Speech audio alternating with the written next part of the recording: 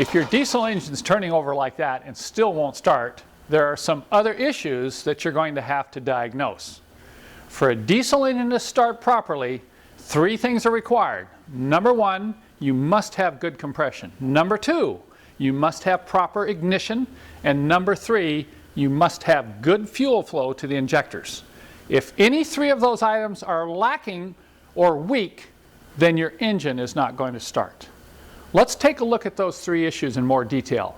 I list compression as number 1 because I believe it's the most important thing you need to do or check on these older diesel engines. If you have weak compression, you may never be able to fix that problem without a complete overhaul. So you don't want to be spending a lot of money or throwing a lot of parts at a diesel that has weak compression. The compression tester that we offer comes with complete instructions. You will need to hook it up to your engine and use the starter to crank it to test the level of compression in each cylinder. I want to warn you though, before you do a compression test, you want to always adjust the valves, especially on these older diesels, 1985 and older. We offer a valve adjustment wrench set that's custom made here in our shop, which comes with complete instructions on how to do this job properly.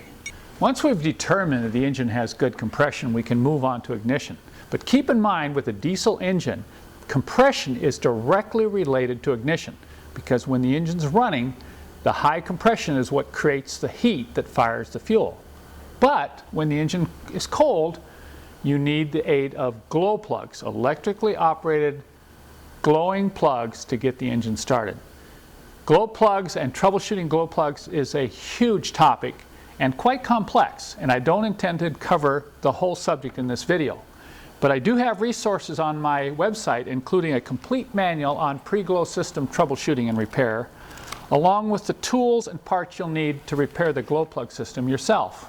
But I will show you a few simple things you can check if you suspect you're having a glow plug related problem with your diesel. When troubleshooting your glow plug system, the first thing you want to do is make certain that you're getting 12-volt power to the glow plugs.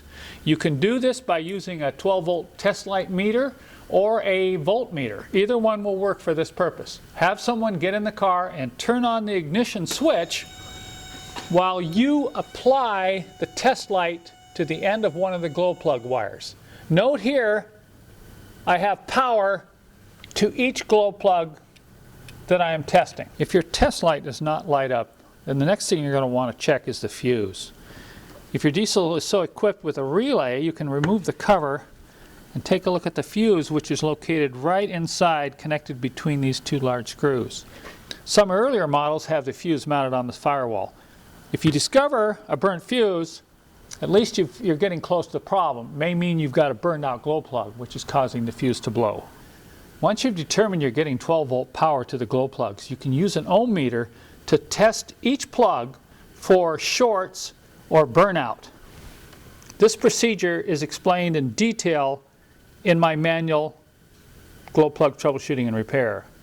If you found that 1 or 2 of your glow plugs are bad, replacement is straightforward. All our kits that we sell come with complete instructions on how to replace these plugs yourself. Let me show you a couple things about glow plugs though while we're here. This is called the series style glow plug, which was on diesel engines up to 79. These are much more prone to burn out. In my right hand, you're looking at a pencil glow plug, which is wired in parallel and are much more efficient.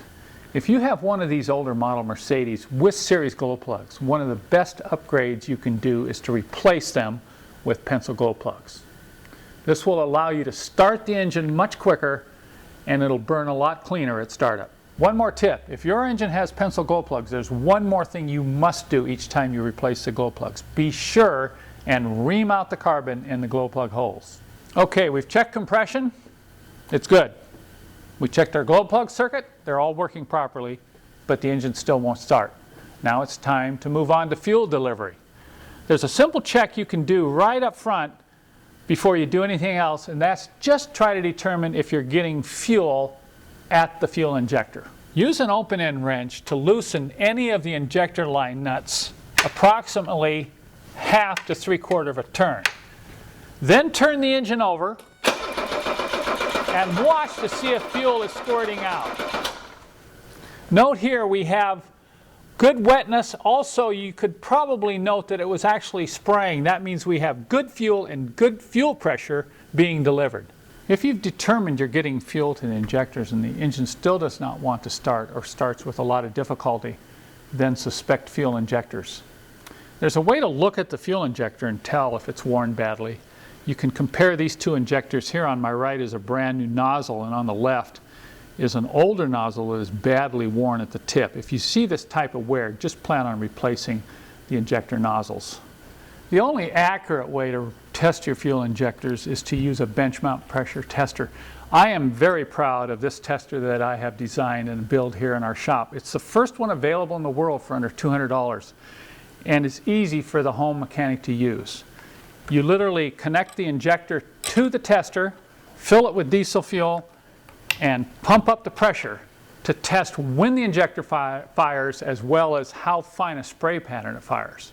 This is critical for good diesel engine starting and performance. In fact, installing our new Monarch nozzles is one of the best performance upgrades you can do on a Mercedes diesel. If during your cranking test for fuel flow you did not get any evidence of fuel at the injector, then the problem's likely with one of the filters. Don't forget, there's 3 filters in the system. You have the main fuel filter, the pre-filter, and you also have a filter in the tank. This is the one that a lot of people forget about. If your engine won't start after changing filters or after you've run out of fuel, the problem is you have air in the system, and you're going to have to bleed it out of these lines as well as the fuel filter. Be sure and see my video, How to Bleed Air Out of a Diesel Fuel System, for more information. We offer all fuel filters and fuel filter kits on our website, complete with installation instructions, including a special socket that will help you remove the fuel tank screen. When all is said and done, don't forget to purge. I believe that diesel purge is the best bang for the buck when it comes to diesel engine performance. You run this through as a straight concentrate, and it will clean your injectors and fuel pump and increase performance like you can't believe.